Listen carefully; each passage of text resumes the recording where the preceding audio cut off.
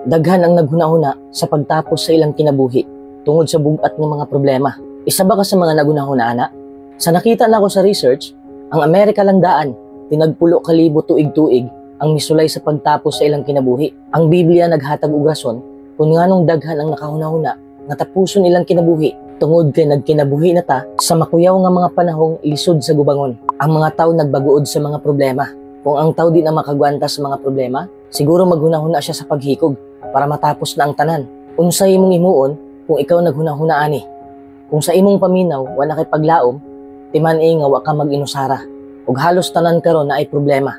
Bisan ganig ang mga tang kwartaan kayo, dagko kay nagproblema. Ang Biblia nag-ingon sa Roma 8:22, kay nahibaluta nga ang tanang kalalangan duyog nga nag-agulo ug naa sa kasakit hangtod karon. Bisan pag sa imong hunahuna, murag di jud masulbad ang imong problema, pero sa tinuod, muarang-arang ra ang imong kahimtang paglabay sa panahon. Mo nang ayog surrender diretso. Tagay sa igong panahon imong kaugalingon. Kung huot na gani kayo imong dughan, dayon gubot na kayo imong hunahuna, unsay makatabang? Number 1, isulti ang imong gibati. Isulti imong gibati sa mga taong mature naghunahuna ug sa kasaligang higala. Ang Biblia nag-ingon sa Proverbio 17:17, ang tinuod nga higala magpakitag gugma sa tanang panahon ug siya igsuon nga masaligan panahon sa kalisdanan. Ang Biblia nag-describe nga sa panahong naay problema ang matarong nga si Job, gisulti ni Job sa uban ang iyang gibati.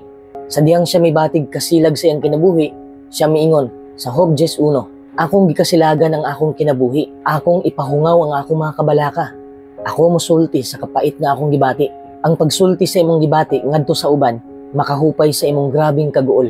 Ug siguro makausab pa sa imong panglantaw bahin sa imong mga problema. Number 2, pag-ampo. Ibubo ang imong kasing-kasing ngadto sa Dios diha sa pag-ampo. Ang uban nagtuo nga ang pag-ampo mo'y pangpalinaw lang daw sa hunahuna, pero lahi ang giingon sa Biblia. Ang Salmo 65:2 nagtawag sa Dios nga tigpatalinghog sa pag-ampo. Ug ang unang Pedro 5:7 nag-ingon nga gimahal ta niya. Pero ming mabasa nato sa Biblia nga importante kayo ang pagsalig sa Dios. Number 3, pagpa-check up. Kung ang imong kaguol di na makaya ug naanay mga suicidal thoughts, nanginahanglan na kag doktor. Base sa studies, ang kadaghanang tawo nga naghikog nakaagi nagdepresyon. Nagpakita lang ni nga siguro kinahanglan na kang magpakonsulta og doktor. Ang doktor siguro mo resetag tambal o mo recommend og mga pagkaon nga angay likayan. Sa ubang mga kahimtang, ang usa ka matag sa exercise mo'y epektibong tabang sa pagpaayo. Ang pag-atiman sa espesyalistang mga doktor nakatabang sa daghan ug sigurado nga makatabang pud nimo. Ang Biblia na ay daghang impormasyon nga makatabang ug makahatag kanimo og paglaom. Pananglitan, diha sa Pinadayag 21:4, ang Biblia nag-ingon nga iyang pahiran ang matagluha sa atong mga mata ug ang kamatayon mawala na ug wala na unyay pagbangutan, pagtiyabaw ug kasakit. Mao ni ang saad sa Dios ug ang pagpamalando nga ni makahupay. Para sa mga higala ug pamilya, kasagaran kamo mao'y unang makarecognize nga ang naguol pag-ayong individual naghunahuna sa paghikog. Ayaw pasagdi ang taong naguol.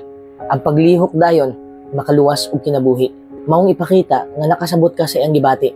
Ayaw igna nga o kay siya. Tuuhi nga naa siya'y problema.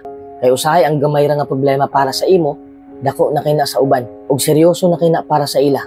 Mao nang ang Biblia nag-ingon nga hupaya ang mga naguol.